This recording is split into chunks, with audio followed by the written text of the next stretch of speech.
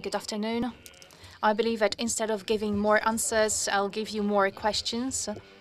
I'm wondering about many things, and I'm asking myself whether the approach I had while preparing this presentation was the right one to take. I'm going to talk about serious matters in a moderately serious way, but this is a part of a problem. The further uh, the further we get in our discussion on communication media, the further the context, the more specialized it gets, and the more difficult it becomes to talk about it in a clear, transparent, and understandable way. So let me use a few risky metaphors, as my presentation is also going to be about how language shapes the world around us.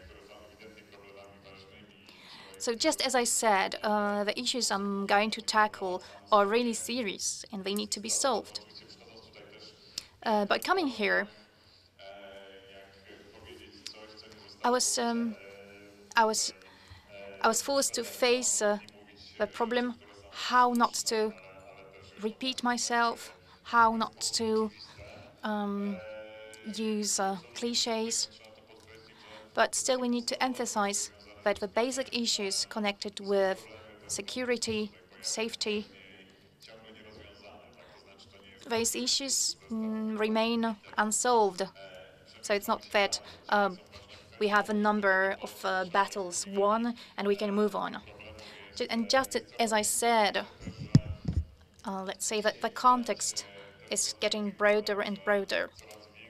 Nowadays, we see in many in research that we see more and more drawbacks connected with technology, and it's not only about violence on the internet, but also those problems concerning a social diversification.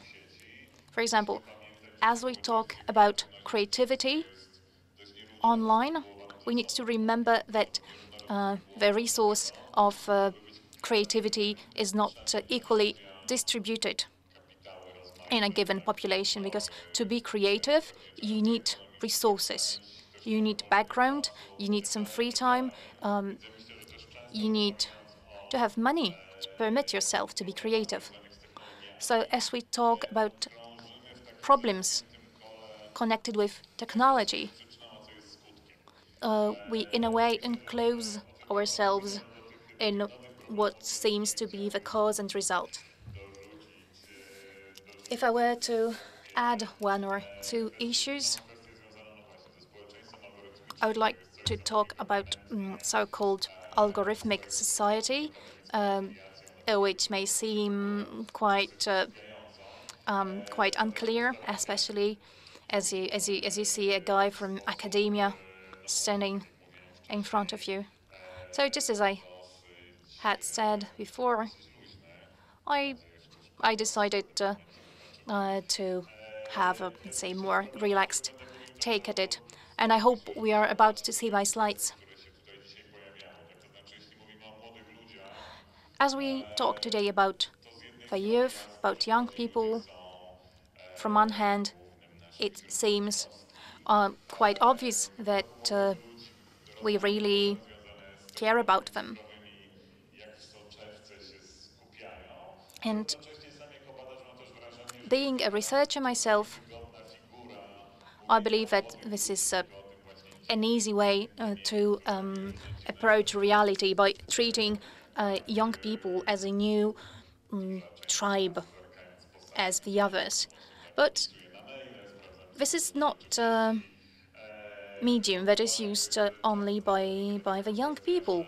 I can see that some of you are flipping web pages on your smartphones. And a few words on research. We have some legal limitations to conducting research on people underage. So most of data we dispose of comes from research conducted on, let's say, elder teenagers, people who are almost of age. I could have one or two anecdotes at hand for the time of technical difficulties, or I could go for audio description. So on my first slide, you could see, because what you saw in your program, my name is Mirosław Filiciak. I'm from the Social Sciences and Humanities University of Warsaw.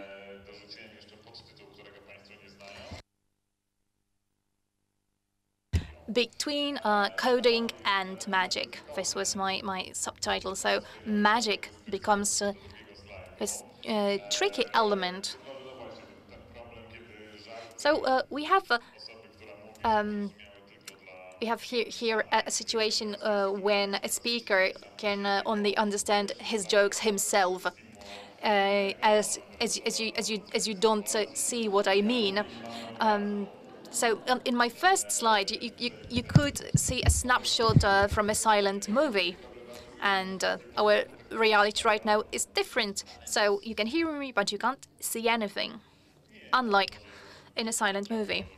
I understand that the schedule is pretty tight, so I'll tell you what's on the second slide. You can see a snapshot from a movie called the Disappearing Woman, a silent movie from before 130 years. Maybe some of you have taught classes on cinematography. This is a kind of movie that's important from a point of view of trick shots. Georges Méliès, who directed that movie, managed to make that lady disappear from the chair. So this is a story that's usually told in the context of technological development, a trick that is only possible because Mr. Méliès stumbled upon the idea that of stopping the tape inside the camera, inside the camcorder, and that's how he managed to make that woman disappear from a chair and make a movie out of it. The part of the same story that's less known is that Mr. Méliès managed to make a lady disappear, but in theater, in a quasi-circus performances. So I'm talking about it not only so that we can kill some time waiting for the image to appear on the screen, but also to show you, however, I'm not sure it's possible without this image, that oftentimes we are inclined to think that, there is a lot of distance between magic and technology. It's rational thinking versus certain magical tricks, right? In the history of technology, you could pinpoint certain practices that are long-term, realized via different means, but they all stem from certain magical, circus-like origin. And why am I talking about this? It's not that obvious, but I'll try and explain that to you. When we speak about magic in terms of tricks, joy, entertainment, you were supposed to see another slide here with Harry Potter on it. Then it's not only about, yes.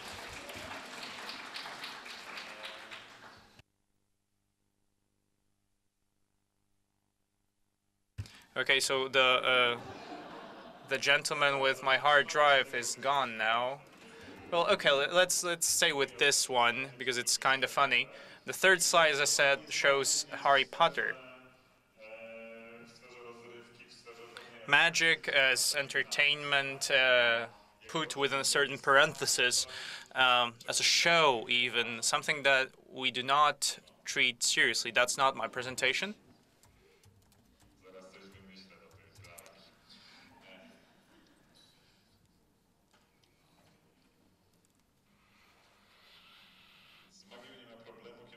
So magic is not problematic.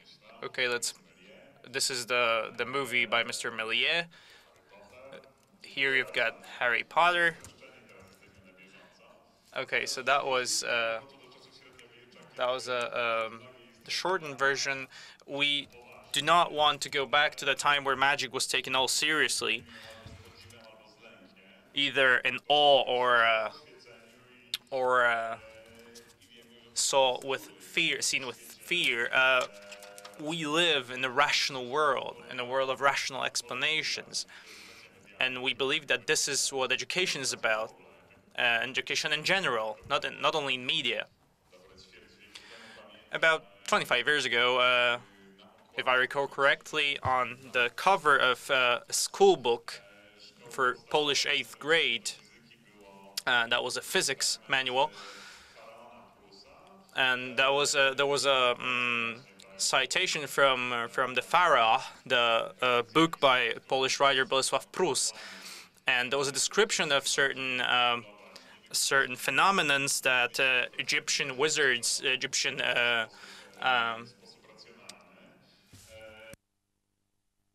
priests used to manipulate the crowds, manipulate people. And so that was about magic. So let's move now to the algorithmic society.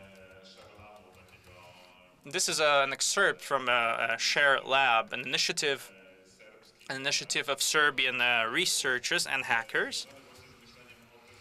This refers to the fact that we are very much accustomed to the information society notion that information is the most important thing today and so on and so forth. But the problem is that the information is so abundant these days that it is not that much relevant, the information itself, but the way of accessing it, filtering it, and selecting it. This is when the algorithms come into play. And we move from the user-generated content, a fantasy that I myself believed in for many years, and I'm absolutely convinced it fell through. A fantasy that taught us that internet was going to be a marvelous tool for everyone to participate, to create, to engage everyone. But this participation still stays at several percent level. This is due to businesses having found another business model, which is called user-generated data. You do not need to create any content. You just need to walk around the city with your smartphone, which is online, and this is how you generate data subconsciously, unconsciously actually, and this data is used for forecasts and other endeavors. From that perspective, we are not really amateur creators, but a mass of people that the data is extrapolated from, and most of us do not even is not even aware of that fact. We do not ask ourselves that questions. I should actually be finishing by now, I guess, but I need to move to that part as well. It is not all based on the fact that we should all know exactly how the complicated algorithms of Facebook work. The Orion algorithm in the States, which occupies more than 1,000 pages. This algorithm helps the DHL messengers to select, to use the shortest itinerary possible for delivery. You do not know all that. You just need to know that when you receive certain data package processed by an algorithm, you should know that somebody else has performed the action of choice instead of you. We go back to the notion of magic. I highly recommend this book for you by Neal Stephenson. It's a tale about a computer virus that was acquired from an old Sumerian artifact. So this refers to certain words that shape our reality, and we go back to the analogy of magical spells. And it yet again refers us back to the question that says, if education is not or is something that should tackle irrational convictions and beliefs, then maybe we should extrapolate all that to communication technology. And you see something from the hackers lingo, which says that something happens.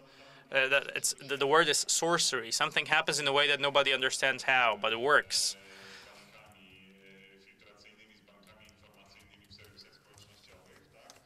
The information bubbles in social media are one example of something that put limits on our world, on our perceptive world. We do not only choose the shoes that we will buy in the near future based on these algorithms, but also we make our political choices. We are destined to receive more of the same and remain within our bubble, with our political belief and so on bubble. So sorcery that you see on the screen joins towards the source and sorcery. Source is a source code. Source code has been coined by Wendy Chun, an American media researcher. She says that in a paradoxical way, by means of very sophisticated technology, we return to the period where we rely on wizards, where we rely on clergymen that would tell us how things were and what to do, and that we should not pose questions. So I wouldn't like the fact of how the world looks like. I would like it to depend on what Mark Zuckerberg thinks about that. So we shouldn't get back to the feudal times where certain kings and royal families, so to speak, work in a non-transparent way. We can only count on the fact that they would be enlightened rulers. When it comes to security and safety, I think such a world shape is very dangerous. This debate on safety and media education, new competences, is also a debate on the deterioration of democracy. I do not refer here to the wave of populism that floods the world today. It's not only about Facebook. I have no doubt that social media have their share in that flood. But we need to discuss the algorithm here. Even though they're not transparent and very much complex, then this debate could be sparked by